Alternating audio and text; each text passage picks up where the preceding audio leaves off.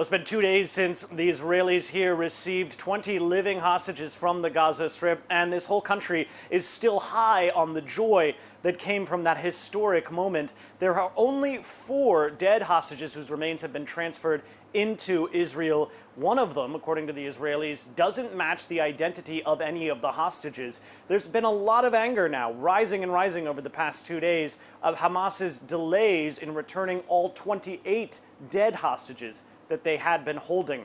Now, this has raised a lot of anger, even at the level of high officials who are threatening and actually went through with some plans to suspend aid deliveries to the Gaza Strip as punishment. This is more like sanctions than a return to the actual fighting.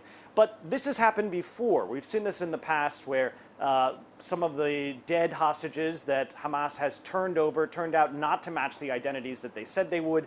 And back in February, when this happened the last time, it caused a lot of anger and a lot of tension, but it didn't scuttle the ceasefire. So it's unlikely to do so now, especially if Hamas tries to act in good faith. The fact is that negotiators knew that Hamas was going to have trouble recovering a lot of these bodies. That was well known to everybody, and there was even plans to try to get international experts to go and help Hamas exhume some of these bodies. So for now, despite the continuing violence and shootings that we've been seeing in the Gaza Strip by the Israeli Defense Forces, despite a lot of the internecine fighting between Hamas and clans who are opposed to them, who Hamas accuses of being collaborators with Israel, it looks as though this ceasefire is holding, but only just.